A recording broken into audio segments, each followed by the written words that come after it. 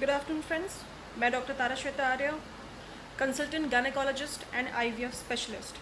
आज आप लोगों को एक ऐसी घटना के बारे में बताने के लिए आई हूँ। आप सबको अभी तक मालूम पड़ गया होगा कि राजस्थान में एक महिला की डिलीवरी के दौरान बच्चे की मौत हो गई।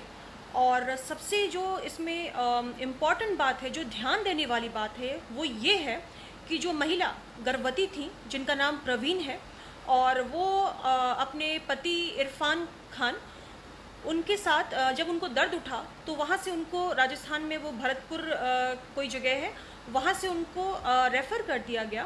पहले उनको भेजा गया पीएचसी में, पीएचसी से फिर उनको डिस्ट्रिक्ट अस्पताल में भेजा गया कि आप जिला अस्पताल में चले जाइए, क्योंकि यहाँ पे उनको काफ़ी ब्लीडिंग हो रही है। तो उनको जब जिला अस्पताल लेकर के गए तो वहाँ पे जो डॉक्टर हैं थी ऑन ड्यूटी, जिनका नाम मुनीत वालिया है, उन्होंने उनसे पूछा कि आपका नाम क्या है। सारी चीज़ें पूछने के बाद तो फिर उन्होंने बोला कि मेरा नाम इरफान है, जो गर्भवती महिला थी उनके हस्बैंड। उसके बाद उन्होंने बोला कि आप मुस्लिम हैं, तो उन्होंने कहा जी। तो बोला कि अब तो आपका इलाज यहाँ पर नहीं हो सकता है, और उन्होंने अपने जूनियर डॉक्टर जो ड्यूटी पे होंगे उनको ये बताया कि इनका रेफरल कार्ड बना दीजिए और इनको यहाँ से रेफ़र कर दीजिए। मतलब, और भरतपुर से निकलते निकलते ही वो बाहर नहीं निकल पाए होंगे, उनकी गाड़ी में ही डिलीवरी हो गई और बच्चे की मौत हो गई। ये इतनी शर्मनाक घटिया हरकत है, इतनी शर्मनाक। मैं सबसे पहले उन डॉक्टर से ये पूछना चाहती हूँ कि जिस वक्त आप ओथ लेते हैं अपनी डॉक्टरी कंप्लीट करने के बाद, when you take this oath, कि मैं बिना किसी रिलीजन और इसके कास्टिज़म या किसी भी तरह की इस पर बायस ना होके मैं सीधा अपना जो काम है वो पूर्ण रूप से, वो पूरे दिल से और पूरे मन से, हर एक मरीज़ मेरे लिए उतना ही इम्पॉर्टेंट होगा जितना कि कोई वीआईपी का मरीज़ हो, और ना ही इसका किसी रिलीजन से कोई मतलब होगा। तो आपने ये पेशेंट से पूछा कैसे कि ये मुस्लिम पेशेंट है कि हिंदू पेशेंट है? आज आप मुस्लिम और हिंदू देख के मरीज़ों का इलाज करेंगी? सबसे ज़्यादा मुझे इस मामले में मुझे मीडिया से कंप्लेन है। ये जो गोदी मीडिया जो है, वो जिस तरीके का, ये आज मैंने भी पहली बार ये लफ्ज़ इस्तेमाल किया है, गोदी मीडिया। मैं काफ़ी नाराज़ हूँ।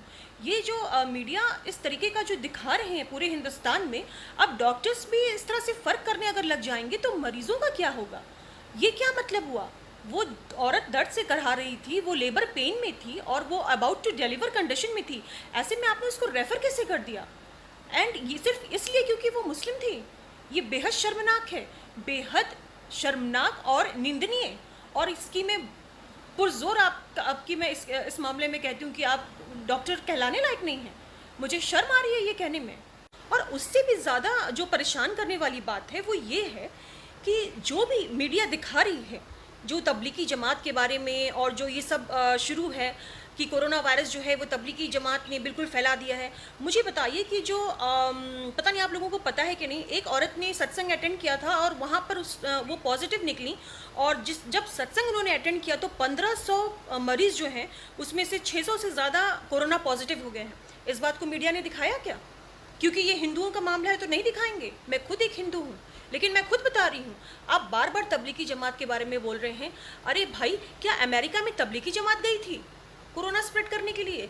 क्या इटली में तबलीगी जमात गई थी कोरोना स्प्रेड करने के लिए? ये क्या तरीका है? अगर कुछ लोग गलत कर रहे हैं तो इसका आप सारा जो ढिकरा है वो सारे कौम पर नहीं फोड़ सकते, ठीक है? और एक बात बताती हूँ कि अभी रामनवमी अभी हाल में ही बीती है। लॉकडाउन था, लेकिन फिर भी रथ यात्रा निकाली गई महाराष्ट्र में। किसके कहने पर? गवर्नमेंट के नाक के नीचे। और क्यों? और आपको पता है उसके बाद महाराष्ट्र में कितने पॉजिटिव केसेस आ गए हैं? इन चीज़ों को मीडिया क्यों नहीं दिखा रही? इनको भी दिखाए। और तबलीगी जमात, यहाँ पर तो लोग कुछ सीखने के लिए जाते हैं, और वो इसलिए जाते हैं कि वो अपने अंदर क्या सुधार है वो कर सके, और ये सदियों से होता आ रहा है। इसमें आप उसको इस तरह से कैसे रिलेट कर सकते हैं? तब तो आप इतना हिंदू मुस्लिम अगर दिखाएंगे तब तो आज स्थिति मुझे लगता है ऐसी आ जाएगी कि लोग रास्ते पे उतर के एक दूसरे को मारना ही काटना बाकी रह जाएगा। बाकी तो और कुछ इस देश का अब होने वाला नहीं है।